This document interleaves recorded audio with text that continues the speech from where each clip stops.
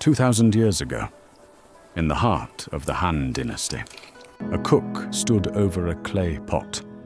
No refrigerator, no supermarkets, no written recipes, just fire, fermented soy, and a knowledge of food we've almost completely lost. This is the story of how the Han Dynasty didn't just feed an empire. It created flavors that still define half the world today. And by the end of this video, you'll be able to recreate that exact same dish using ingredients you probably already have at home. It is dawn in Chang'an. The year is 100 AD. Chang'an is the largest city in the world. 2 million people, twice the size of Rome. The markets are already awake. The smell of ginger and garlic hits you first.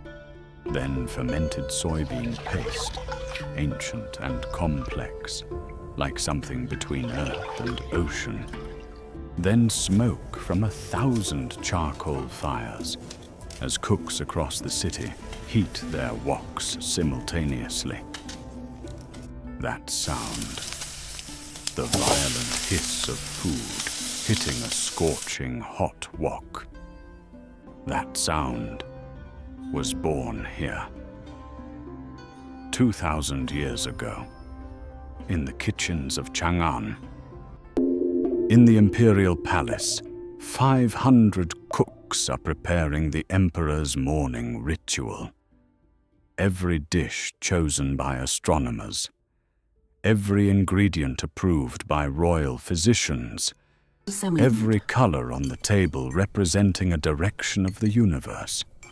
Outside the city walls, a rice farmer eats the same bowl of millet porridge his grandfather ate, and his grandfather before him.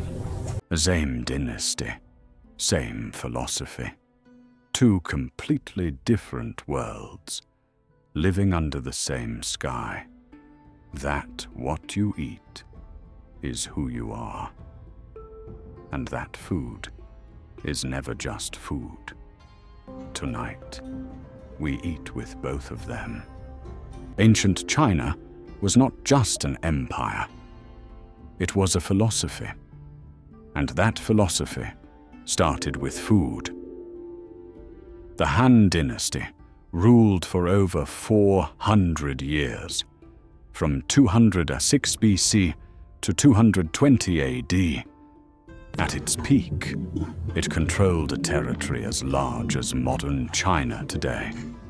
60 million people, connected by roads, by rivers, and by the Silk Road, the greatest trade network the ancient world had ever seen.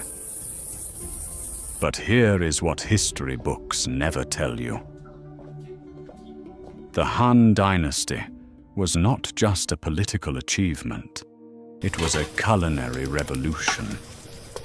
The Chinese did not separate food from medicine. They never have. There is a concept in Chinese philosophy that has existed for thousands of years. Shi Yi Tong Yuan. It means food and medicine have the same origin.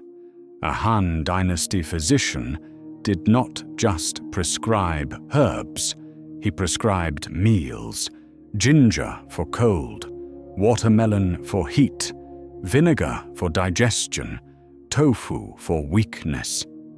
Every ingredient had a purpose beyond taste. Every meal was a form of healing. This was not superstition. This was 2,000 years of accumulated knowledge about how food interacts with the human body. Knowledge that modern science is only now beginning to confirm. And then there was Yin and Yang. Not as a symbol on a t-shirt, not as a decorative concept, as a guide to every single meal.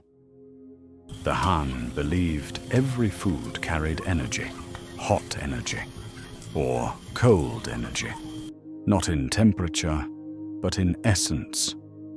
Ginger was hot. It warmed the body from within. Cucumber was cold. It cooled inflammation. Tofu was cold. Pork was hot. The goal of every meal was not just to fill the stomach. It was to balance these energies, to bring the body into harmony with the season, with the climate, with the universe itself. Eating was not an act of consumption. It was an act of alignment. Every civilization runs on grain. Rome ran on bread. Han Dynasty China ran on rice. But not everywhere. China is vast, and the Han understood something that took the rest of the world centuries to learn. Different lands feed different people differently. In the south, where rivers flood the valleys and the air is warm and wet, rice grew in flooded terraces carved into the mountainside. Generation after generation, the same fields, the same water, the same grain. In the north, where winters were brutal and the soil was dry, millet and wheat dominated. Harder grains for harder lives. This division, North rice, South wheat, still exists in China today. It began here, during the Han. Rice was not just food. It was currency. Taxes were paid in rice. Armies were built with rice. A full granary was power as real as any army. But if rice was the body of Han Dynasty food, soy was its soul. The soybean had been cultivated in China for thousands of years. But it was during the Han that the Chinese discovered what it could truly become. Fermented, it became soy sauce, the most consumed condiment in the world today. Coagulated, it became tofu, one of the greatest food revolutions in human history. Tofu deserves a moment. Legend says it was invented by Prince Yuan around 160 BC, during the Han Dynasty. The process was almost magical. Soybeans were soaked overnight, ground with water into a white liquid, boiled into soy milk. And then, a mineral coagulant was added to the warm liquid. The proteins responded instantly. Curds formed, white, soft, trembling. Pressed into blocks, it became tofu, a complete protein, available to anyone, rich or poor, emperor or farmer. In a civilization where most people could not afford meat regularly, tofu was not just food. It was survival, dignified survival. And then there are noodles. There is a debate that has lasted for centuries. Who invented them? China or Italy? The evidence found in 2005 by archaeologists in Huangjiu, China, points clearly to one answer: a bowl of noodles, 4,000 years old, preserved under collapsed earth. Still in the bowl, still holding their shape, made from millet flour, pulled by hand and left by someone who never came back to eat them. During the Han Dynasty, noodles were made from wheat flour in the north and rice flour in the south, pulled by hand into long threads, cut with bamboo knives into short pieces, or pressed through bamboo combs into thin strands. Cooked in bone broth, served with fermented vegetables and soybean paste. Simple, ancient, and eaten today by practically every human being on Earth. While Rome was importing its spices from distant lands, paying fortunes for black pepper and saffron, China had its own spice universe, native, profound, completely different from anything in the West. Ginger, not just a flavor, a medicine. Han physicians prescribed ginger with the same seriousness a modern doctor prescribes antibiotics for cold, for nausea, for preservation of food in summer heat. Garlic, raw for medicine, cooked for flavor, fermented for preservation, and then the spice that belongs to China alone, Sichuan pepper. Not a true pepper, not hot like chili, something completely different. It creates a tingling, a numbing sensation on the tongue, unlike anything else in the world. The Chinese called it the flavor of electricity, and star anise, that dark, 8-pointed star that gave broths their depth, their mystery, their soul. These were the spices of the Han Dynasty. No ships required, no trade routes necessary. They grew here, in Chinese soil, for Chinese bodies, for Chinese philosophy.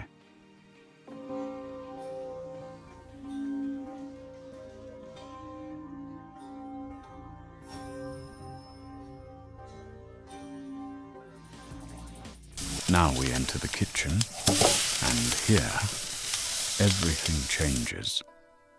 The wok. It may be the most influential cooking tool humanity ever invented. Developed during the Han Dynasty, it solved a problem that every civilization faced. Fuel was scarce and precious. A high flame for 3 minutes was infinitely more efficient than a low flame for 3 hours. The wok, with its thin walls and its curved base, heated in seconds, and transferred that heat directly, instantly, violently, to whatever was placed inside. There is a concept in Chinese cooking that has no translation in any Western language. Wok hei, the breath of the wok. It is the flavor that appears only when fresh ingredients are thrown into a wok at extreme temperature and moved constantly for seconds, not minutes, seconds. In those seconds, caramelization happens. The Maillard reaction happens. Smoke happens. Char happens. And the result is a flavor that cannot be replicated in any other way, on any other surface, at any other temperature.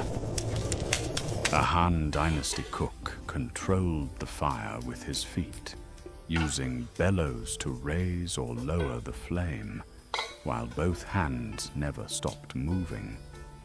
It was not cooking, it was performance, it was martial art, it was meditation. But not everything in the Han kitchen was violent. Some things required patience and gentleness. The bamboo steamer.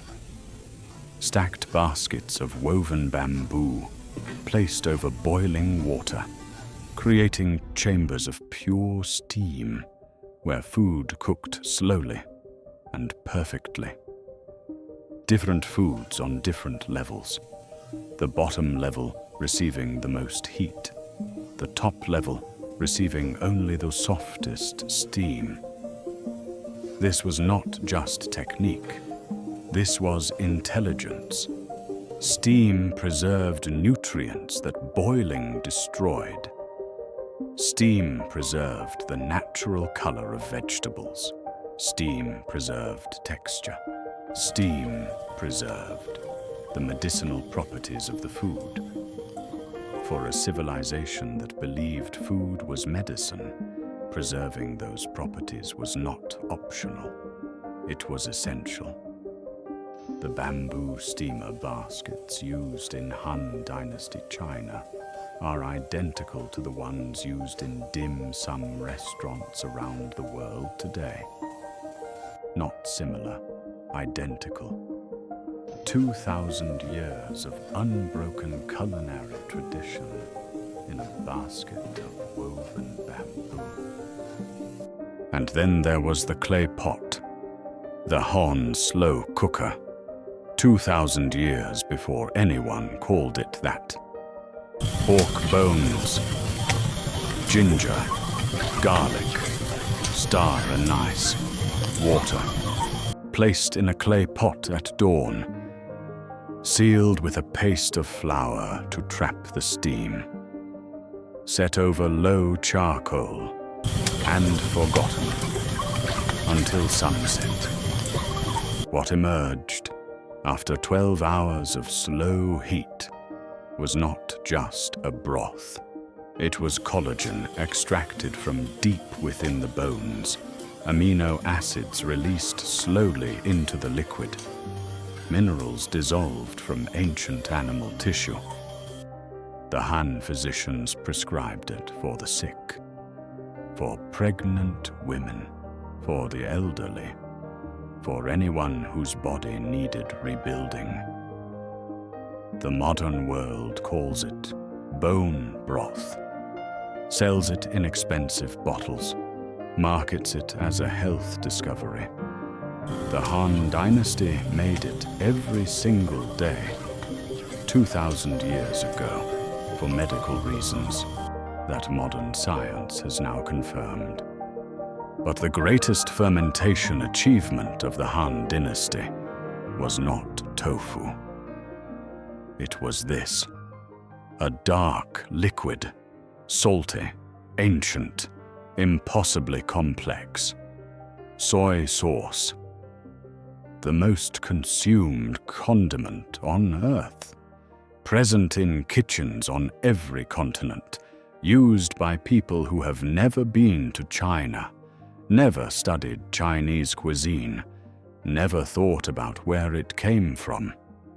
It came from here, from the Han Dynasty, from clay pots left in the sun for months, sometimes a year.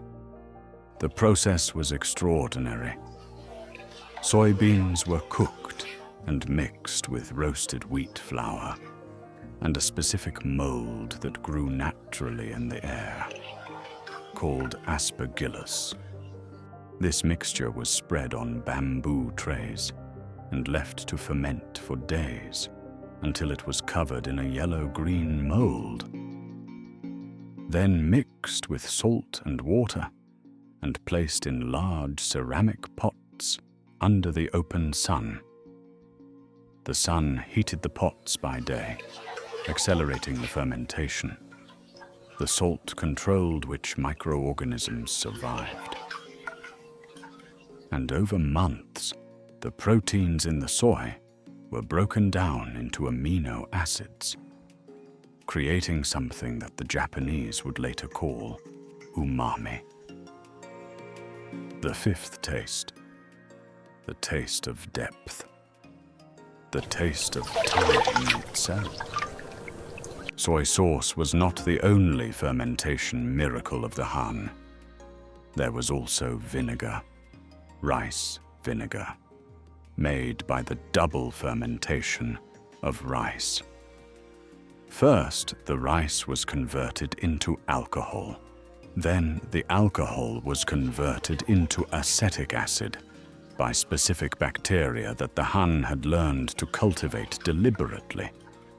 The result was a vinegar unlike anything in the Western world.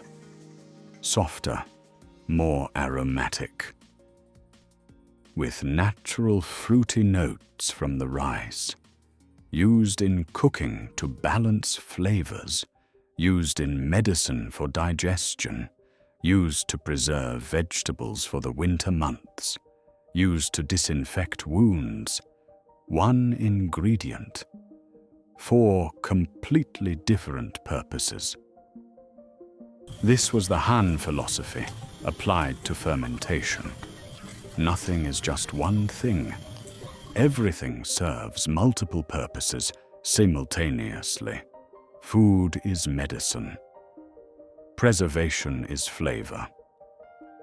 Fermentation is time, made edible. Now we drink. And in Han Dynasty China, drinking was never casual. The most important drink was not tea.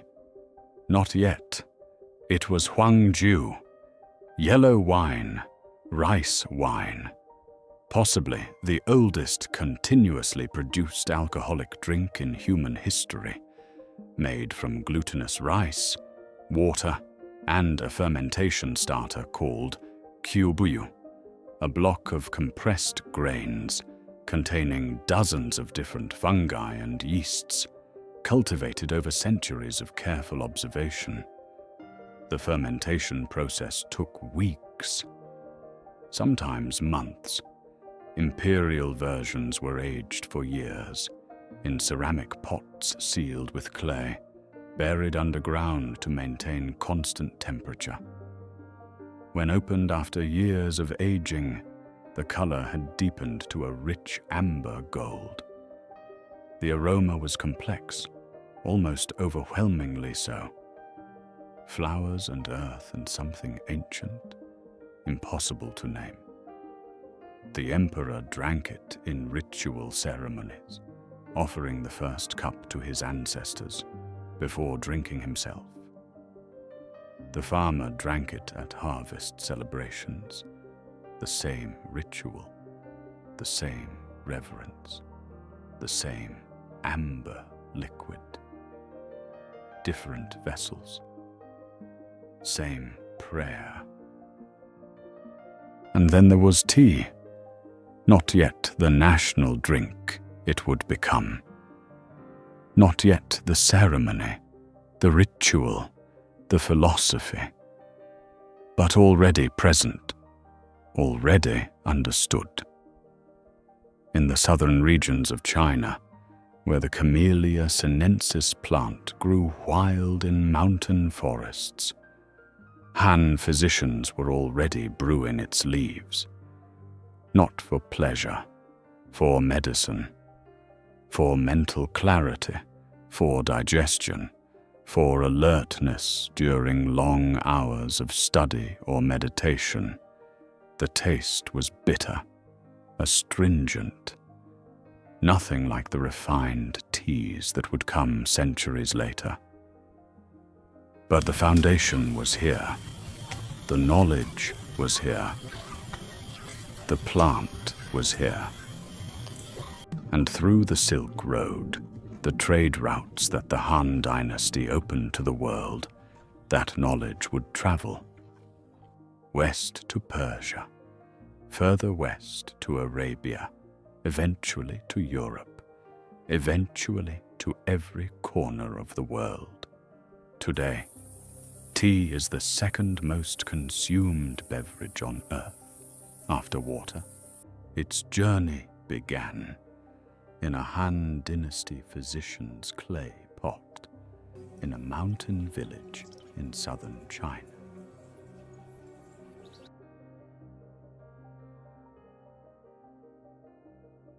In the Imperial palace of Chang'an, eating was cosmology. The emperor's meals were planned by a dedicated government department, staffed by hundreds of officials. There were astronomers who determined which foods were appropriate for each season, royal physicians who approved every ingredient for its medicinal properties and its energy balance. The colors on the imperial table were not decorative, they were symbolic. 5 colors, representing 5 directions of the universe, 5 elements of nature, 5 flavors of harmony. Green for wood and east, red for fire and south, yellow for earth and center, white for metal and west, black for water and north. Every meal was a map of the universe, served on lacquered wood, eaten with jade chopsticks, in absolute ritual silence. Outside the palace walls, the rice farmer's meal had no astronomers, no royal physicians, no jade.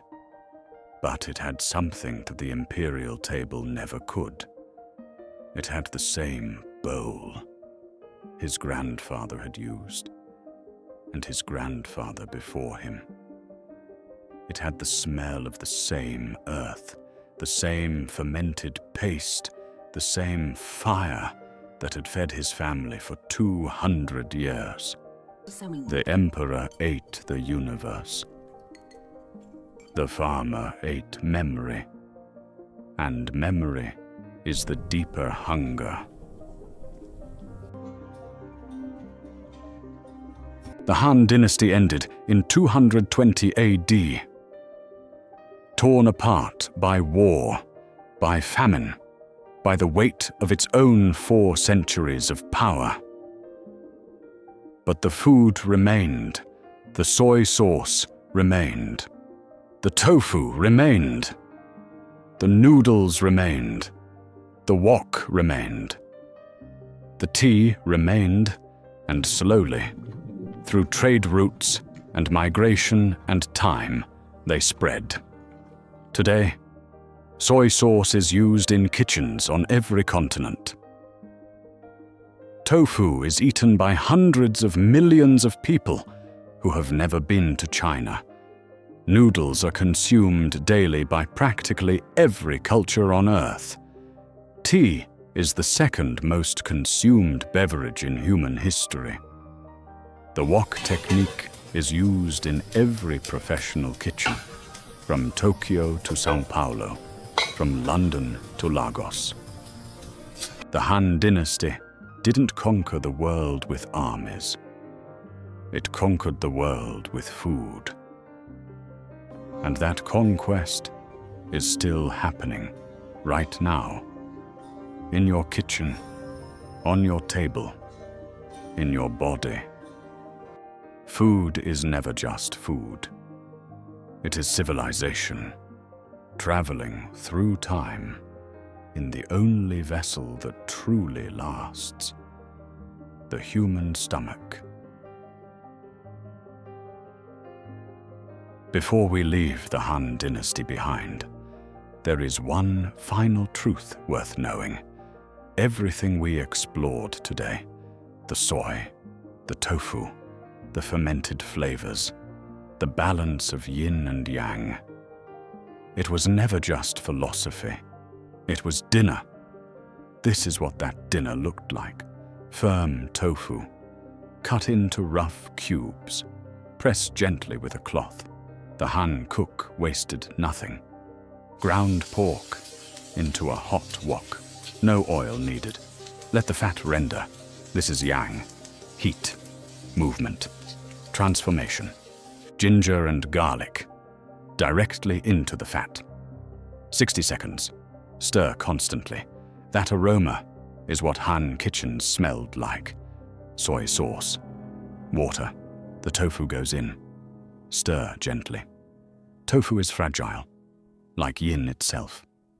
8 minutes, on low heat. Let the flavors find each other. Finish with sesame oil. Serve over plain steamed rice. The pork gives, The tofu receives Yin and Yang on one plate.